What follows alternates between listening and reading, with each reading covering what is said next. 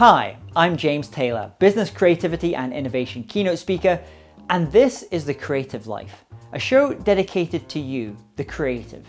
If you're looking for motivation, inspiration, and advice while at home, at work, or on your daily commute, then this show is for you. Each episode brings you a successful creative, whether that's an author, musician, entrepreneur, performer, designer, or thought leader.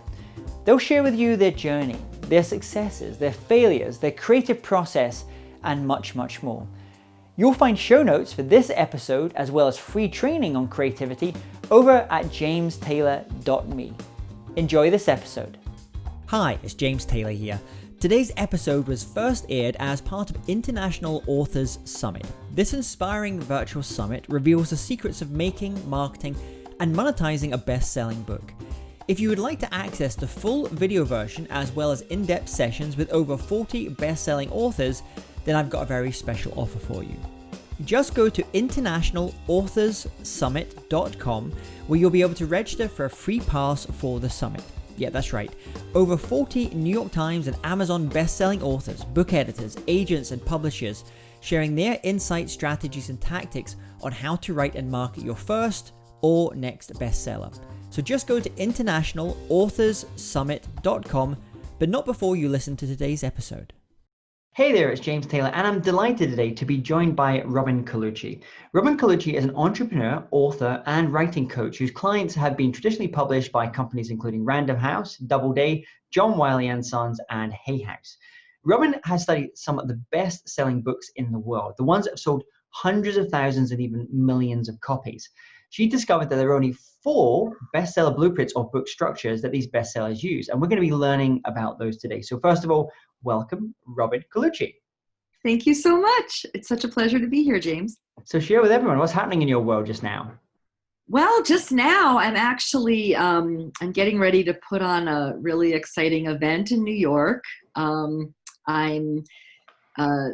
going to help 5 very special entrepreneurs and who want to be authors to draft their book proposal in order to get a literary agent and a book deal. We're going to draft their book proposals in 2.5 days. And the second half of the third day, I'm bringing literary agents into the room with them.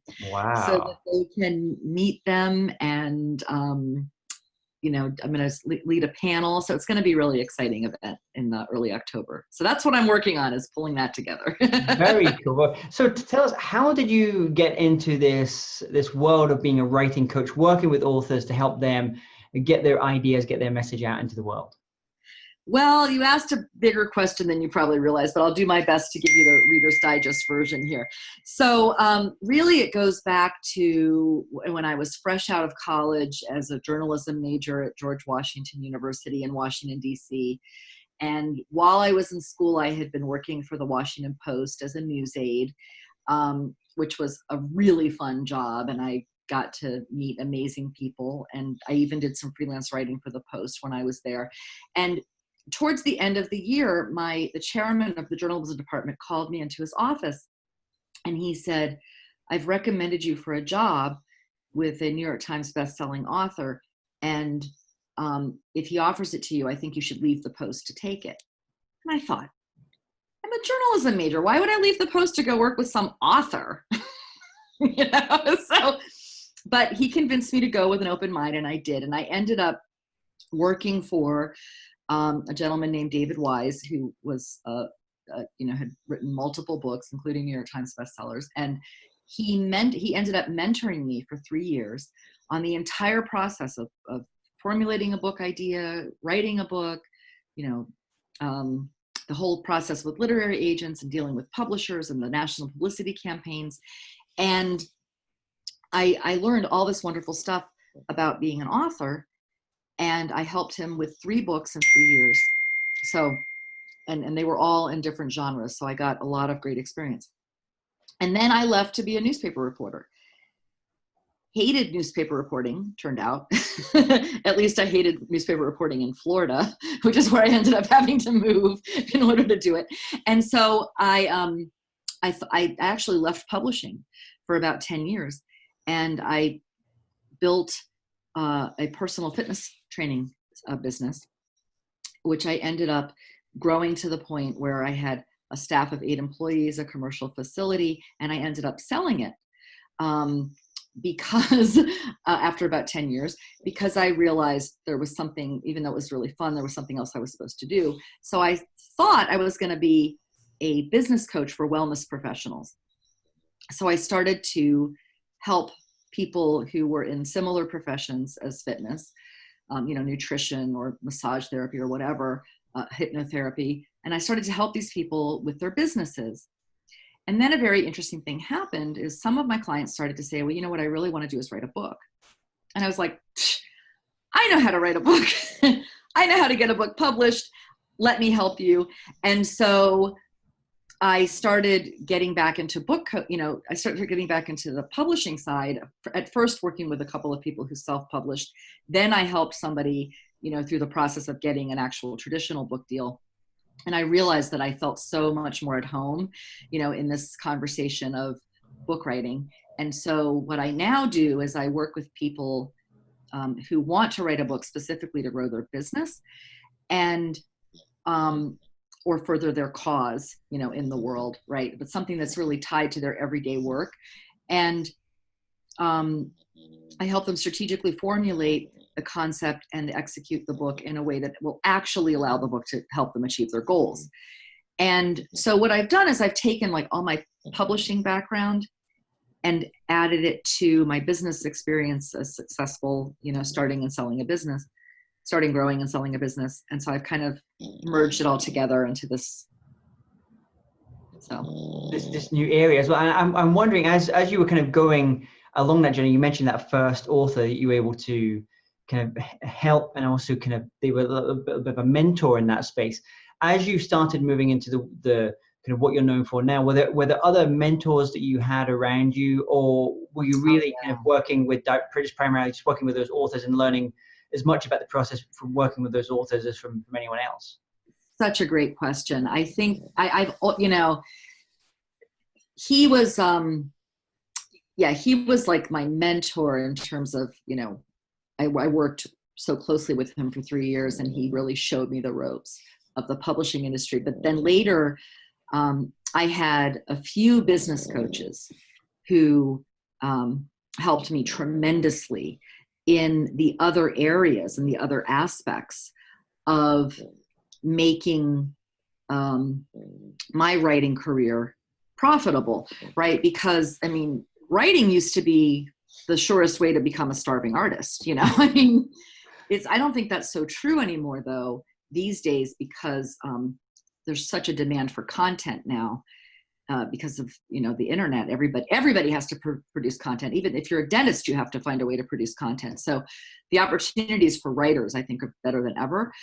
But what I really did need was that, I had a business coach who helped me turn a one-on-one fitness business into something that was actually valued and saleable, because he helped me learn how to systematize it and make it so that it was actually a valuable entity. And then, I had another business coach who helped me start to figure out how I could bring together all of that experience and turn it into something unique. And then I had another business coach who really changed my whole conversation around sales and money, and my comfort level of asking people to purchase something from me, a high ticket something from me, and then dealing with my own self-esteem around, what it's okay to charge and what I'm worth and, all of that. And so that coach helped me quintuple my income in less than 2 years. So that was just by just changing that kind of mindset, thinking in a slightly different, because it's interesting when you, I think on life, you, as you're going through that journey, whether you're an author or whatever, the entrepreneur, and sometimes you have those kind of mindsets and you start digging into them, well, why do I believe that? And so, sometimes it's just because you're it's like a bowl of tape. You've just picked up things along the things you've heard from family members who they've had a certain attitude towards money, or they've had a certain attitude towards certain type of success. Oh, you don't want to get too well known, because then people start Right. attacking you, and it's all those things that start to build up. So you kind of have to work a little bit of deprogramming can become useful. Now, I've seen you talk before about this idea of, as you were kind of analyzing what it takes to write a bestseller book. So obviously anyone can write that book, but there's this kind of different thing about taking up to a more bestseller status. And you found that there was these 4 blueprints or 4 types of book structures that you saw time and time again amongst these bestseller books. Can you take us through those 4 and maybe give us examples of maybe some of the books we may have read that fit into each of those categories? Yeah, absolutely. Absolutely. So, I mean, the reason that I did this is I started to think about the book writing process similarly to how I thought about my fitness business when I systematized it, right? And I looked at, like, what are the things that always work? And so I really made a study of it, and I looked at the current New York Times bestseller list, on a regular basis. For a while I was looking every week, and I was investigating every book every week that was on that list. And then I found a Wikipedia page that had the 100 best-selling books of all time. And I looked at those books, and I started to see a very clear pattern.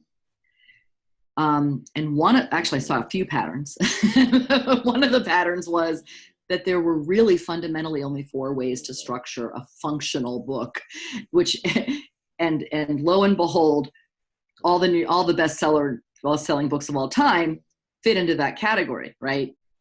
There are no dysfunctional books that are on that list as far as the best-selling books of all time. And so I realized, because I was talking to so many people who'd never written a book before, and really most of my clients are not writers, right? Most of my clients are excellent experts, but they're not professional writers. And so they don't really know how to structure a book, and they might not have ever written anything since, the last term paper they wrote, so in high school or college, right? So part of my job is to simplify it and make it easy. And I noticed, talking to people, a big question was, how do I structure the book? And they had this impression like there might be thousands of choices, right, of how they were actually going to structure their book. And so to be able to boil it down to, actually, you don't have thousands of choices. You have 4 choices. And I'll preface this by saying, and there's no hybrids. So you can't take a little bit of that and a little bit of that. We don't do part memoir, part how-to, which is a very popular hybrid, but it's not recommended. And I, can actually, if you want, I can tell you now why not. But or I could save it for later. But, part of why we have a structure for a book is that it helps communicate to the reader what they're going to expect. So if you're writing a how-to book, there's a specific structure for that, which I will tell you about very shortly. If you're writing a memoir, there's a different structure for that. And the fact is, just fundamentally, some people like to read books that are structured like memoirs, and those people don't always like to read books that are structured like how-tos. So part of your decision-making and choosing the structure is, you want to choose a structure that's the most appropriate way to carry your information to your target audience, based on the way your target audience likes to receive information, as well as how you want to communicate the information. Got it. And I'm guessing also, when you work with your clients, you're kind of looking at that, they're almost like the higher strategic aspect at the start, where you're thinking, like, what do you want that book to do for you? And that might also potentially inform the kind of style of book that you're going to be, which one of those 4 types of books you're going to be writing. Exactly. Right. So, and there's a way to do it, by the way. You can make any structure work, usually. But again, one of the things you also want to think about is, which one is the easiest for you to write? Yeah. Which comes most naturally to you, and which one do you enjoy reading most as well? I think that's that could be it's funny, they don't always match. But like the one you enjoy reading might not necessarily be the one that you're best at writing. So you might enjoy reading like really research heavy, and we'll talk about the four types, but like these really big kind of research driven types of books, but actually that's not, you're much more narrative type of person. Exactly. So it doesn't work for you. Exactly. It's more about what feels natural to you in terms of your writing. So take us through that very first So let's get into them. So the first one, so I'm going to do it from, actually, I'm going to do it from the easiest to write to the hardest in general. Okay. So the easiest one is what I call the organized list. And that is that you have a basic subject that you're going to cover. And then under that topic, you have several subtopics that will, provide various details on it. So the most basic example of something like that would be like 1,001 Ways to Be Romantic, right? So what happens is you have 1,001 Ways to Be Romantic in a 200-page book. So you're only going to write maybe 50 words, or 500 words per entry. So you don't have to write big, long chapters, right? You can, an organized list, your subheadings might be anywhere from 50 words or 500 words to 5 or 6 pages to 15, 10 pages, but you're never going to be writing those really lengthy chapters. So you can get out a lot of ideas in a very quick, condensed kind of way. So this is really good for people who are impatient, for people who this is good for if your information isn't, if you're teaching people, like, you want to get across like a bunch of ideas, but not necessarily an order of steps. So you might want to say, it's quite tactical. I'm thinking about actually a book I've literally just finished reading, and I think each chapter was like 2 pages. It was like the fastest, and speaking to the author, I said, how did you come? He said, just because I was just working on making all these notes. I had this Evernote going the whole time. I was just kind of coming up with these, and I could have actually put it out as a series of blog posts, which would have been an absolutely valid way to do it. But it's the way my mind worked. And so it's almost like you talk about like listicles, I guess, in social media. So it was a very list to kind of driven approach. Yeah, exactly. So that's, the shortest list of an organized list blueprint that I've seen is the 4 Agreements. That's an organized list blueprint. Yeah. He has 4 agreements. Now, one of the dead giveaways that you're looking at an organized list and not a different kind of structure, which I'll talk about next, is that when you go through the table of contents, you can see that it doesn't necessarily matter the order that you read it in. It's more because, like, you could potentially pick a spot, read it, and then whatever you just read has a standalone component to it. Like, you don't need to have read the previous 50 pages to get what you're reading in that 2 or 3 page segment. So that could be like, there's a great book called The Personal MBA. I think it's Josh Kaufman, which is like just lots of little those. And if you're interested in sales, for example, you can just jump into those ones just about sales. You don't have to have read all the previous ones about marketing or distribution, for example. Exactly. So you can pick and choose which section of the book that you want to go to.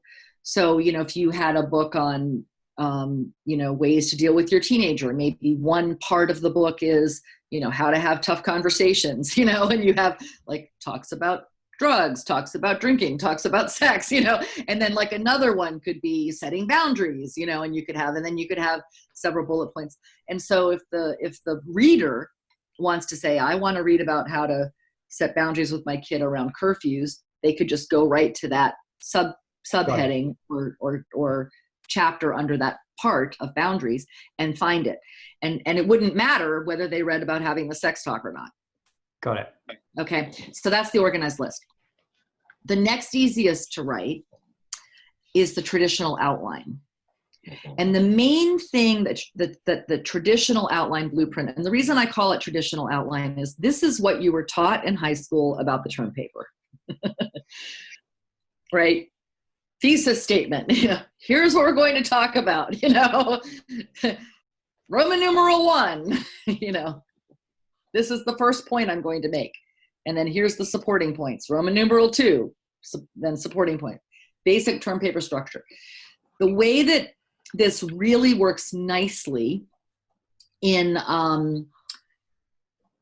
writing books is any how-to, because anything that includes steps or a process, so it's either going to go from the first step to the last step, or from the simplest idea to the most complex. Got it. So a good example of ideas would be like the 7 Habits of Highly Successful People. So he starts with basic ideas, like probably begin with the end in mind. I think it might be the first habit. But then the habits get progressively more complex as he leads you through. Mm-hmm. My book, How to Write a Book That Sells You, has steps, Step 1, do this. Step 2, do this. So those would follow that. So the main difference is it does matter the order that you read them in, unlike an organized list blueprint. And the chapters will tend to be longer. So instead of having a heading and several shorter chapters, you're going to have, your chapter length is going to average 15 to 25, maybe 30 pages. Right. So that also will lend itself very well if you maybe come from a, let's say, a training background or creating a lot of online courses where you think in that structure, you think, okay, this is where people are, this is where we need to get them to. I need to create these 20 lessons or 20 modules. And you can think quite, in that type of order. You can take them to that place from easier to difficult or from A to Z. Exactly. And the great thing about that, I'm glad you mentioned courses, because one thing that you can do is you can leverage your book writing process, and you can actually develop a course while you're writing your book. Or if you already have a course, you can use that as a foundation for your book. I created a course while I was writing my book, and I sold it a couple of times, and then I had an upsell after that, and I made $56,000 on course sales before I finished the first draft of my book. So that can be a really powerful. And so basically, you're creating the intellectual property once, the core teaching in the areas, and then you're just choosing different modalities to express those, different ways of packaging. Yeah, and there's nothing like, if you have trouble motivating yourself to write, sell a course to a handful of people. That's a deadline. We're expecting content every week. Yeah. And somehow you're going to find a way to get some content on some paper, and then you can, of course, expand on it, from there. But so that one, I also think of things like maybe that would be something like that type of format would be like An Artist's Way, Julia Cameron, which talks about this. I think it's a 12-week course. So it's very much a progressive course taking you through those different steps to, in her case, unleash your creative power, for what she would. So that's that type of book. And that's a great structure. I think that's a very good structure. Susie Orman's 9 Steps to Financial Freedom, I think it's called. The 9 steps. These are all, so as you can see, these are really perennial bestsellers. Yeah. So let's take us on to Blueprint 3. We're getting a little bit. Yes. Okay. So the narrative is the next easiest.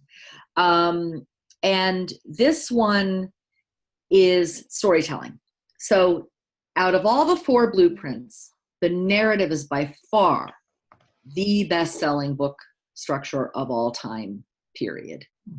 because when you include a narrative, all of a sudden we're pulling fiction as well as nonfiction.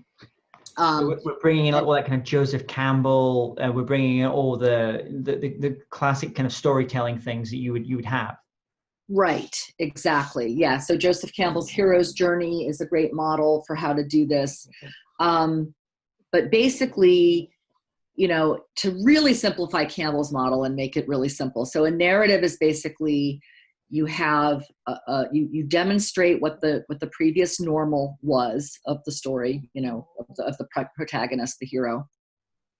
Then there's a triggering event that changes the normal, right? That makes it so. Dorothy is riding home, with Toto in her, or she's, in her basket or whatever, and she loses Toto and there's a tornado. So there's your triggering event. New normal. So the normal's over. Yeah. She lands in Oz. Now we're at plot point 1, right?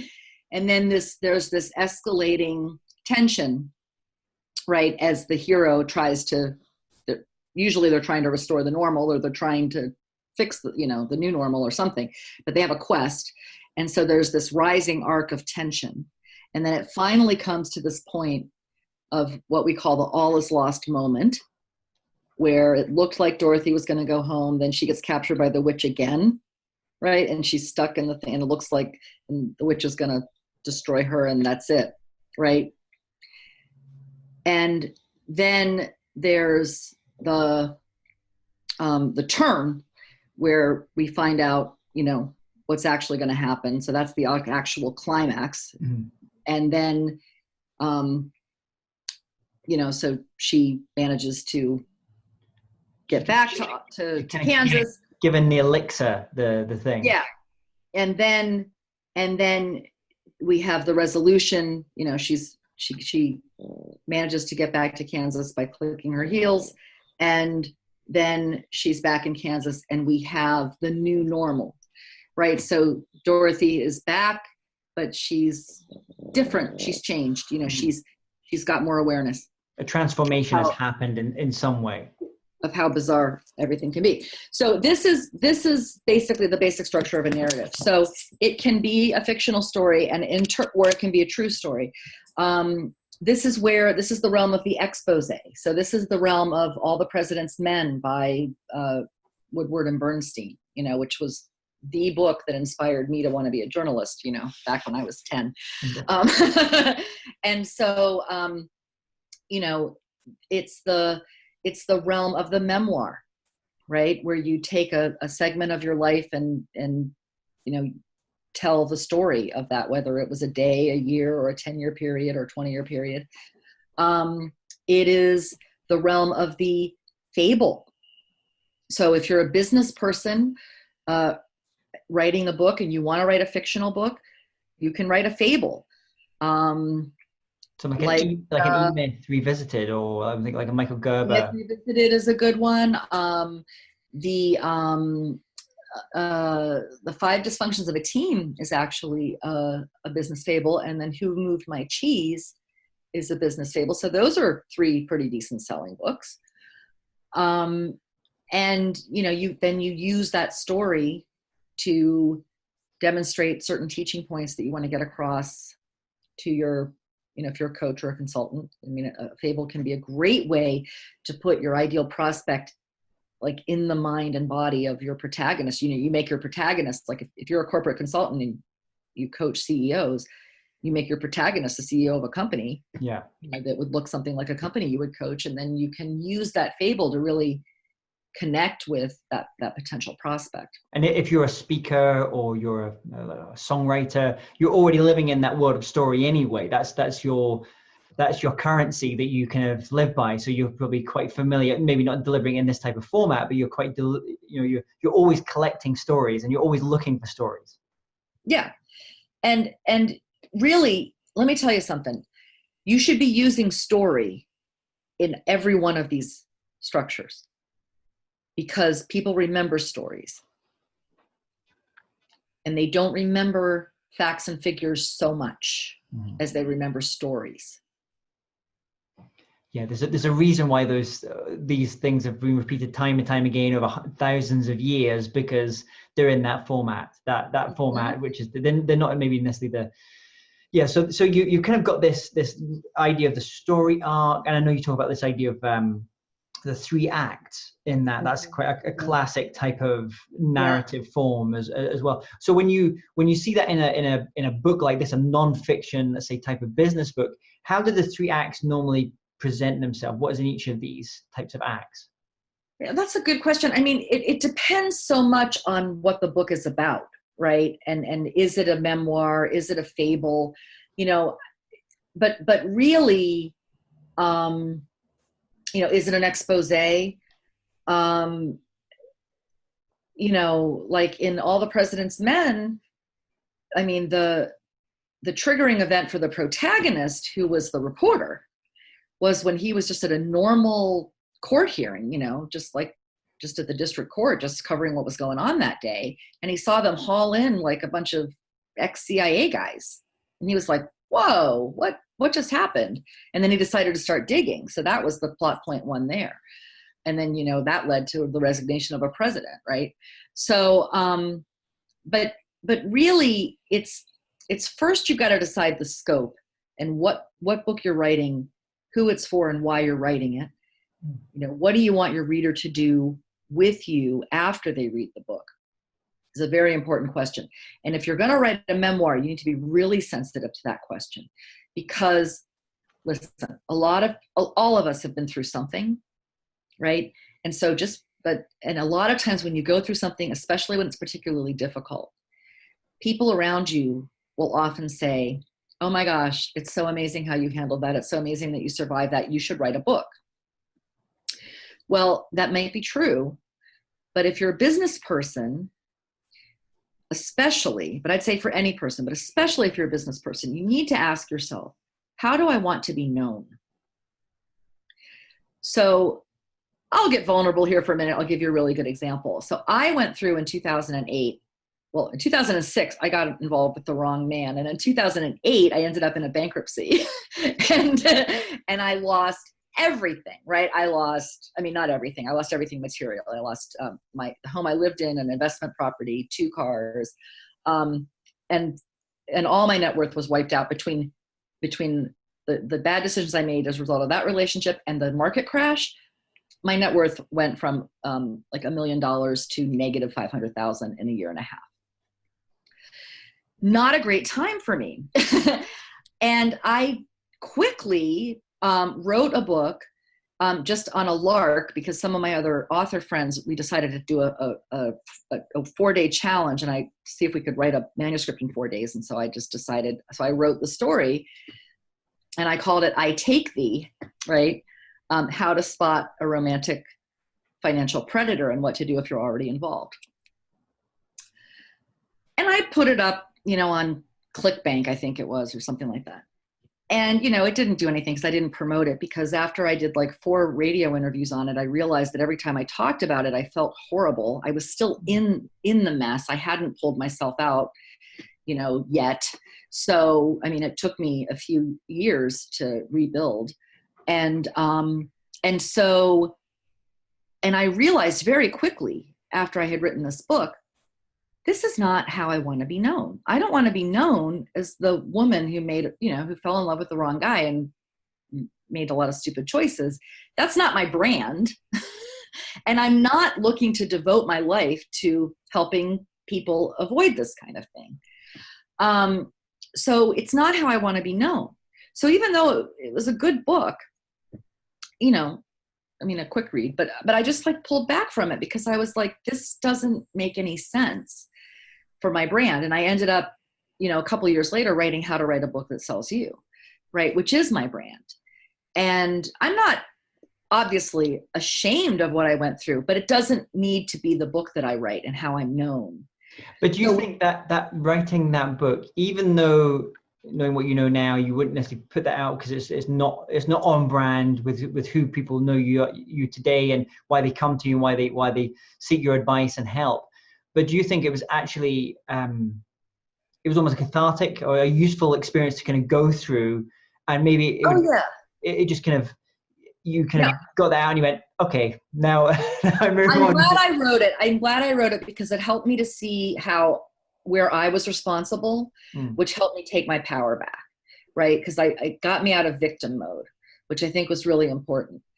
But in terms of writing for publication, if you're going to write a memoir or you're going to tell your story of something difficult that you went through and turn it into a how-to like I did, but you really want to be thinking about how do you want to be known. If you're going to write a memoir about a difficult thing that you went through, I would say the test is, can you tie it to your business? Is it relevant to your business? I didn't really feel like what I went through was relevant to what I actually do. Yeah. Or I would have kept it, right? And then, are you telling it from an empowered place? Or are you still too in it? You know, we think about, you know, people that have been in, let's say, companies, and some terrible things have happened in that companies, and they're in a position of kind of repositioning, rebranding themselves, kind of going out into the world, and they've still got all this tension there with that thing, and they feel like they need to maybe excise it, but maybe the book exactly. If you start writing a memoir and you're reading it out loud to yourself and you hear yourself blaming anybody, you have not taken your power back. You're not being 100% responsible for your experience, and you need to put it down until you're ready to do that, because there's nothing more unappealing than reading a memoir by someone who is blaming everyone else and is not being responsible for their role. So having said that, we've come about that blueprint 3, which is this idea of the narrative form, with which is incredibly powerful, but also maybe it can be a more difficult one. But now we're going to go to blueprint 4, which is I'm guessing this is the humdinger. I think this is the hardest one to do, because it's the essay. And I think this requires the most writing skill, because what you are doing, this is also the other thing you learned in English class, where you have a thesis, where you have a theory, and then you proceed to write to prove your thesis. And then you usually remind people what the thesis was, and then you're out, right?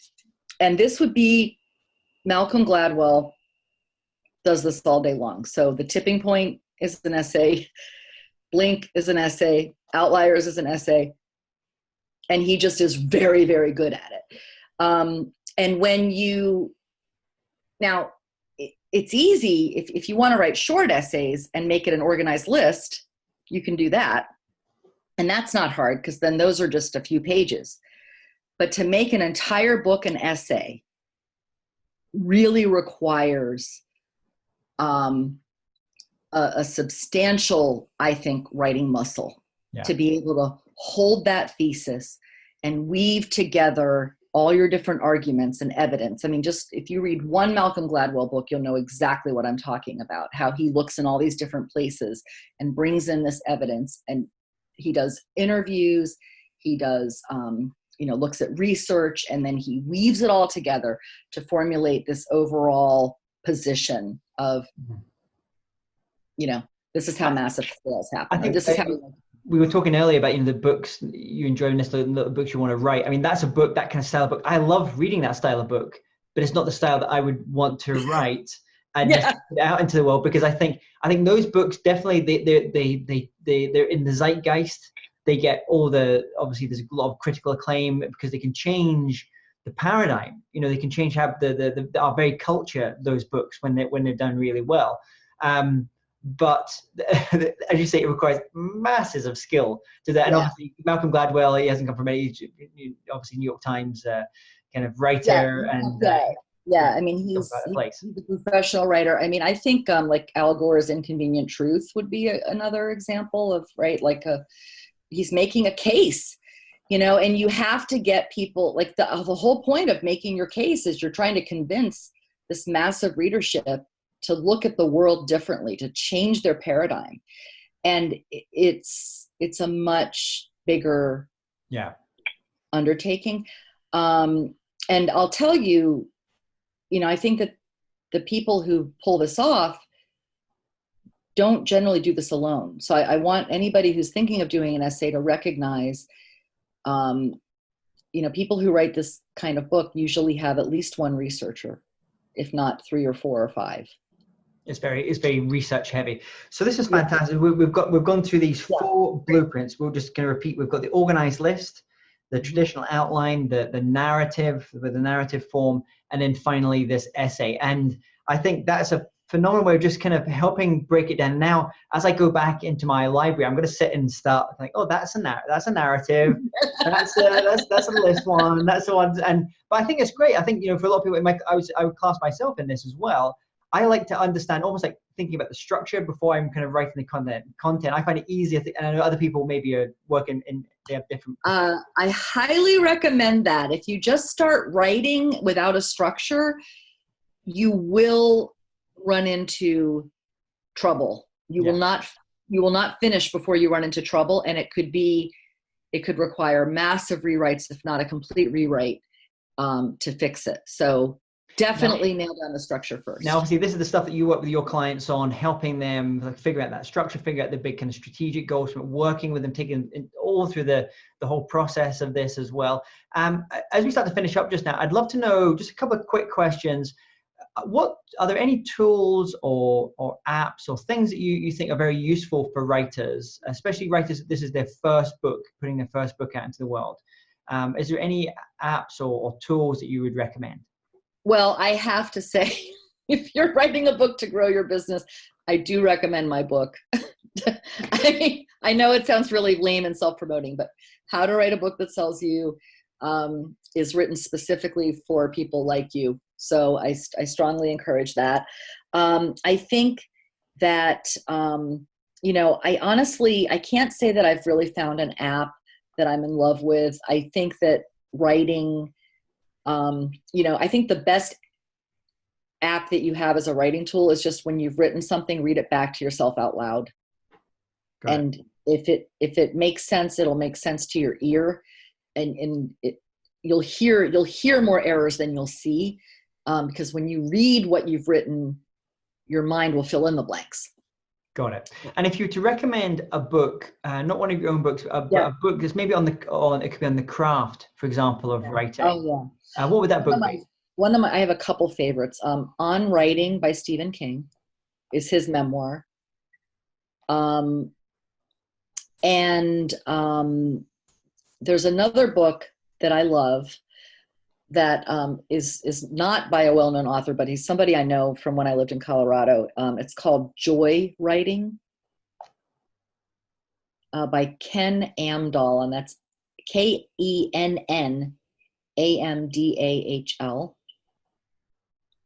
And then there's if you want to improve the craft of your writing, there's another book that I think is kind of interesting. It's called How to Read Like a Writer by Francine Prose, which I think I just love that her last name is Prose.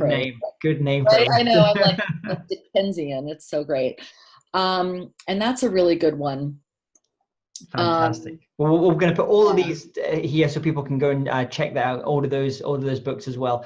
And a final question for you before we kind of wrap up here. I'd love to know, if you had to start again, if you had to restart tomorrow as an author, you have all the skills, all the knowledge you've acquired over the years, but no one knows you. You know no one. You have to completely restart. What would you do? How would you restart things? For me personally, it would really be about networking, because I get most of my clients through showing up, networking, going to the right events, meeting the right people, and referrals. So for me, I would just be really focused on finding 1 or 2 places that I should be, 4 to 8 times a year. And I probably could have grown my business in a fraction of the time. And it would have been fun. You'd be meeting with people and spending that time with people as well. And I would have, exactly. Like, now I found a couple of, places that I go, but it's like, that took a while. Like if I just known that right away and just leaned into that and not gotten distracted, I think that would be great. But I want to just quickly add, because really, if you're building your business, you need to be where your ideal clients are. And if you just focus on getting super clear on where they are, And then you just make sure that you're in that same space. Like that could be Facebook, that could be Twitter, that could be, at a highly exclusive conference somewhere, that could be anywhere. That could be at a local networking event, Fish where the fish are. But that's the key. And then just make sure you're there as much as you can be. And then my final question for you, if people want to connect with you, learn more about your coaching, the work that you do with clients, and connect with you, where's the best place for them to go and do that? Well, I would say it's at needabookdeal.com. I don't email. I'm not one of those crazy, I hate getting inundated with emails, so I don't do it to my people. So you're not going to hear from me a ton, but I will let you know what I'm up to. I send out, if I write a new blog post, I'll let you know. If I post a new video, I'll let you know. If I'm hosting another really, whenever I host a cool event, I'll let you know, but I don't do a ton of them. So that'll get you in the loop. So that's what I'd recommend. Well, we're going to have that link there as well. Robin, thank you so much for coming on today. I think that was a really enlightening, just talking about those different types of books, those different types of structures. Thank you so much for coming on today. I wish you all the best with your future events and your future writing. Thank you so much. And I wish you the best as well. If you're interested in living a more creative life, then I'd love to invite you to join me as I share some of the most successful strategies and techniques that high-performing creatives use. I put them all together in a free downloadable ebook that you can get by going to jamestaylor.me. That's jamestaylor.me to get your free downloadable ebook on creativity.